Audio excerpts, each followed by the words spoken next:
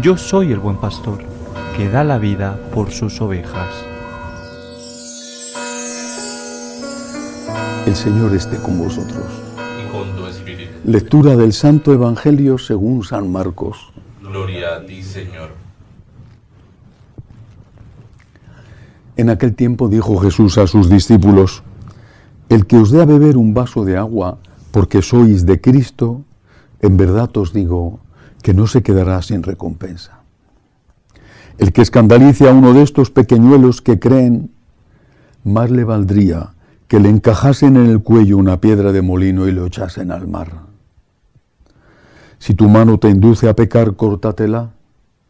Más te vale entrar manco en la vida que ir con las dos manos a la hiena, el fuego que no se apaga. Y si tu pie te induce a pecar, córtatelo. Más te vale entrar cojo en la vida que ser echado con los dos pies en la hiena. Y si tu ojo te induce a pecar, sácatelo. Más te vale entrar tuerto en el reino de Dios que ser echado con los dos ojos a la hiena, donde el gusano no muere y el fuego no se apaga. Todos serán salados a fuego. Buena es la sal, pero si la sal se vuelve sosa, ¿con qué la salaréis? Tened sal entre vosotros y vivid en paz unos con otros. Palabra del Señor. Gloria a ti, Señor Jesús. Muchas enseñanzas en este fragmento del Evangelio de San Marcos. La primera: ninguna limosna que se dé en nombre de Cristo, por amor a Cristo, va a quedar sin recompensa. El que os dé a beber un vaso de agua porque sois de Cristo, os digo que no se quedará sin recompensa. Y esto lo está diciendo a los discípulos. Es decir, vale para cualquier limosna en nombre de Cristo, pero vale especialmente para las limosnas que se hacen para la evangelización. Construcción de un templo, sostenimiento de un seminario, ayuda a los sacerdotes.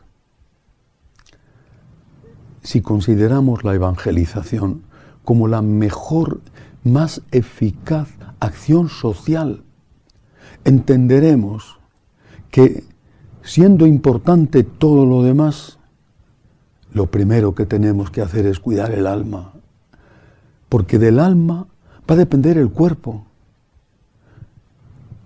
Es más importante enseñar a pescar que dar un pescado. Es más importante preparar a una persona en su alma para que lleve un camino recto y sea un buen profesional, un buen esposo, un buen padre o madre de familia, que está sacándolo de los agujeros terribles donde se ha metido precisamente porque no tenía esa enseñanza. Si nos llama la atención el que da de comer al hambriento, que es extraordinario, nos tendría que llamar más la atención el que evangeliza, porque fruto de su trabajo va a impedir que ese un día termine siendo un mendigo que pide limosna, un hambriento.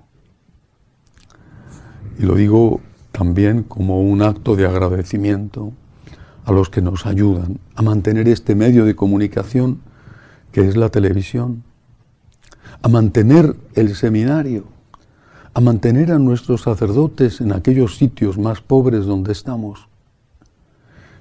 El Señor se lo va a recompensar aquí en la tierra, muchas veces aquí en la tierra y desde luego en el cielo. Ni un solo vaso de agua que se dé en el nombre de Cristo a un evangelizador quedará sin recompensa. Continúa diciendo el Evangelio: el que escandalice a uno de estos pequeñuelos, más le valdría que le encajasen en el cuello una piedra de molino y lo echasen al mar. ¿Cómo se escandaliza a los pequeños? Es evidente que hay un escándalo que es el abuso sexual sobre los menores. Terrible, no solamente un pecado nefasto, sino también un delito. Pero hay muchos otros abusos y escándalos sobre los menores que no tienen nada que ver con su cuerpo o con el sexo. la enseñanza, por ejemplo. Hace años recuerdo una feligresa de nuestra parroquia de Madrid que vino a verme muy preocupada. Llevaba a su hijo a uno de los mejores colegios de Madrid, muy famoso, de una importantísima orden religiosa. Y un día vino a decirme: padre, el niño me ha dicho, mi hijo me ha dicho que el profesor de religión, que era un religioso, le ha dicho que el infierno no existe, que no hay nada, todo el mundo se salva, haga lo que haga. Y el niño está sorprendido porque no es lo que le hemos enseñado en casa. El que escandalice a uno de estos pequeños, más le valdría que le pusieran una piedra de molino en el cuello y le arrojasen al mar. Y los pequeños, lo advertía Benedicto XVI, no son solamente los menores de edad. El que escandalice a uno de estos pequeños, a un laico que no tiene formación y que va a escuchar en una homilía dicha por un sacerdote en un templo católico una auténtica herejía, una absurda herejía. Por ejemplo, que no hay vida eterna, o que la resurrección de Jesucristo es un cuento y que es un invento y que nunca existió. Ignoro la intención de esta persona y cómo ha llegado a ese extremo de ateísmo. No lo sé, Dios le juzgará, que conoce su historia y también probablemente él es víctima de una mala educación. Él sabrá cuál es la parte de culpa que tiene y Dios lo sabrá, pero está haciendo un escándalo. Esas personas, esos feligreses, a lo mejor son ancianos o tienen 50 años o 15 o son niños, pero son todos ellos pequeños en la fe. ¿Cuántas veces, con cuánta frecuencia se está escandalizando a los pequeños a través de la mala doctrina? Por último, y hay muchas cosas más en este Evangelio, dice Jesús: si la sal se vuelve insípida, ¿con qué se la salará? En otra ocasión había dicho: vosotros sois la luz de la tierra y sois la sal del mundo. Sois la sal. Si la sal se vuelve insípida, hay que echarla fuera para que la pisen los hombres. Tenemos que ser luz y sal. Tenemos que ser levadura que fermenta. Y no podemos serlo si no estamos con Jesús, unidos a Cristo y enseñando lo que Cristo enseñó y lo que quiere que nosotros enseñemos.